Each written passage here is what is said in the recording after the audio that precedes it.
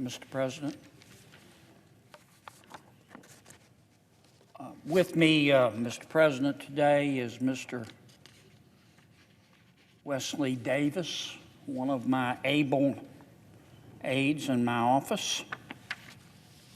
I would like to talk for a few minutes, Mr. President, about crime. It's up.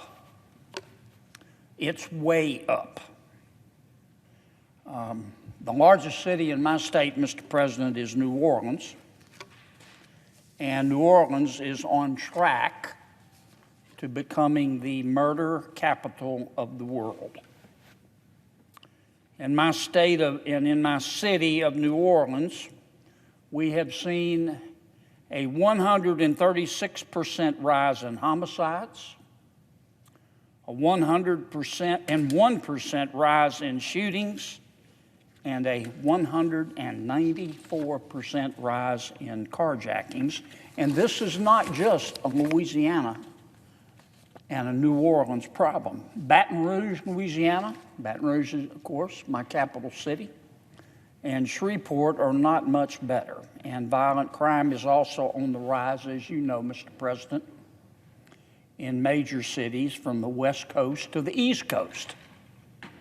We hear a lot about Chicago, of course, and New York City, but from May of 2021 to May of 2022, crime was up 23% in Seattle.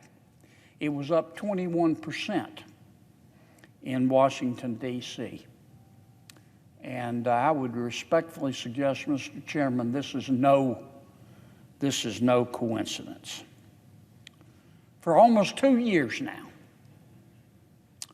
2 years, long time, some people in positions of authority in our country have been calling to defund the police, to dismantle the police. And they have been disrespecting the police. Many of our public officials, not all of them, but some happen to be mayors in major cities. They believe that cops are a bigger problem than criminals. They do.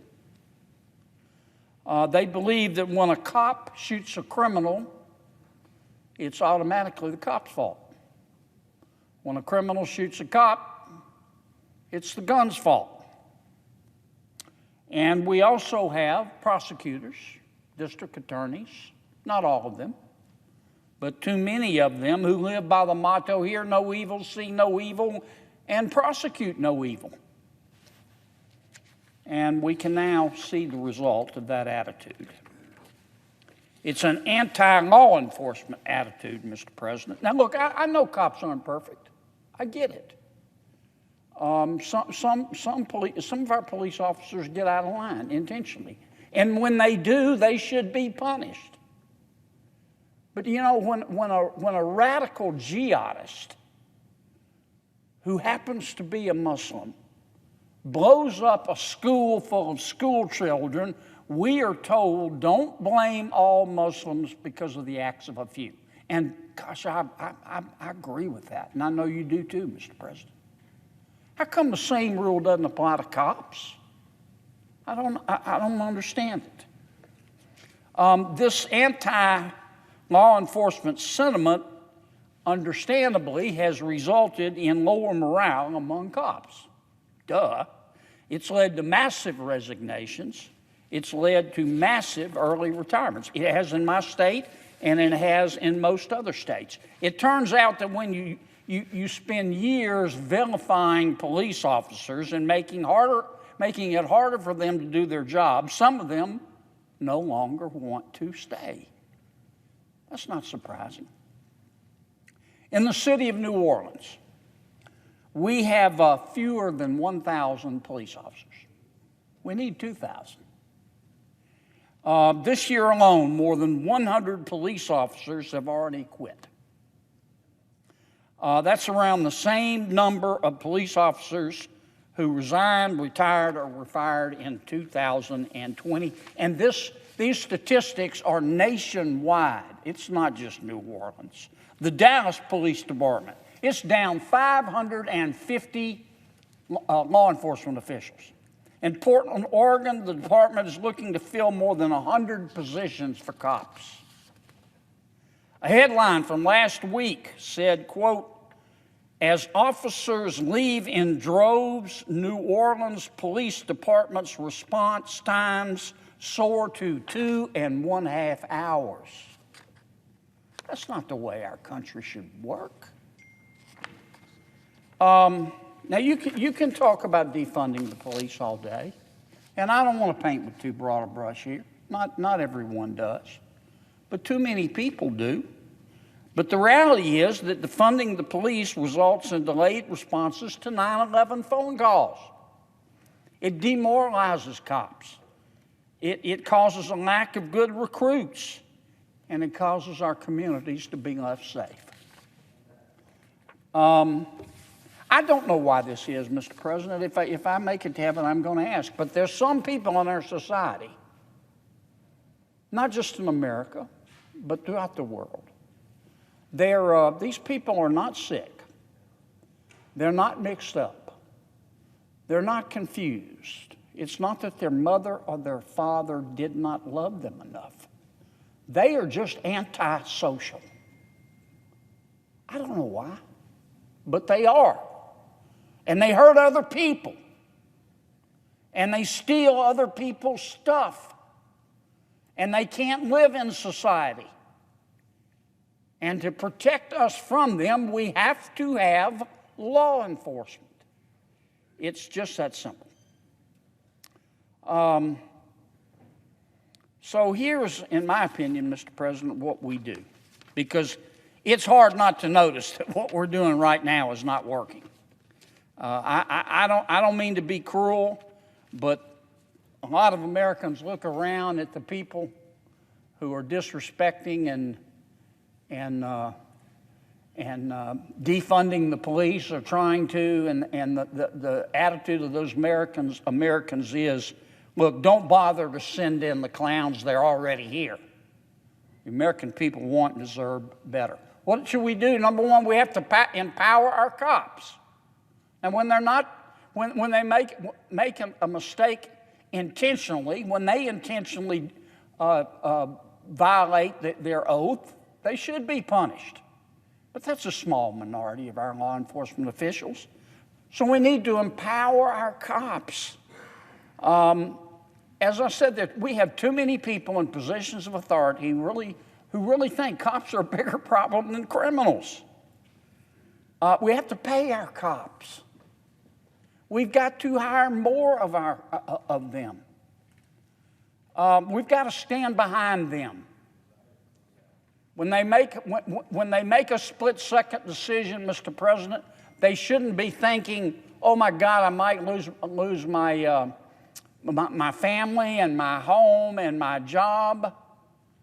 When they act in good faith and they have to make a split-second decision, we have to stand behind them. And we have to tell our police officers to enforce all laws, not just the big ones, the little ones. And we have to get rid of the hear no evil, see no evil, prosecute no evil prosecutors.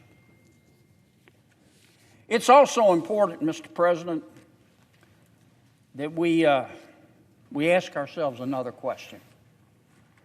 Why is it that so many young offenders, especially in our inner cities, why is it that so many of these young criminals are more likely to grow up and go to prison than own a home or get married? Why is that? Because that's true, and that's an embarrassment. And I'll give you one reason, Mr. President. Because their schools suck.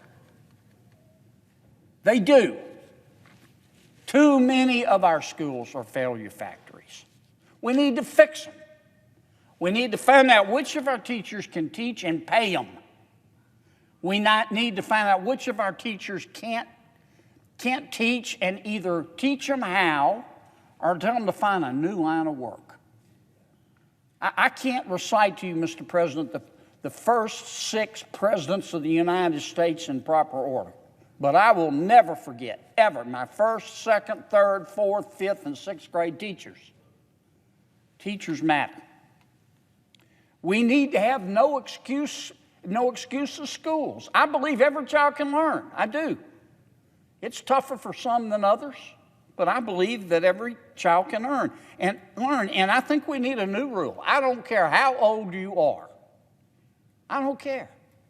You are not going to get out of the 3rd grade until you can read and write. No exceptions. None.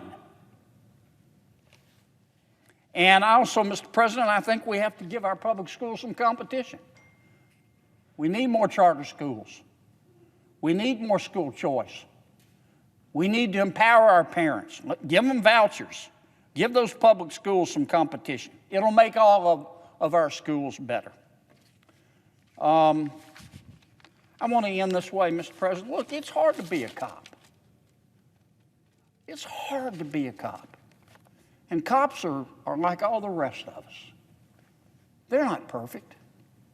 They make mistakes. But only a small percentage intentionally violate their oath. We need to empower those that abide by their oath because they're the ones keeping our community safe. Thank you, Mr. President. And with that, I suggest the absence of a quorum. The clerk will call the roll. Ms. Baldwin.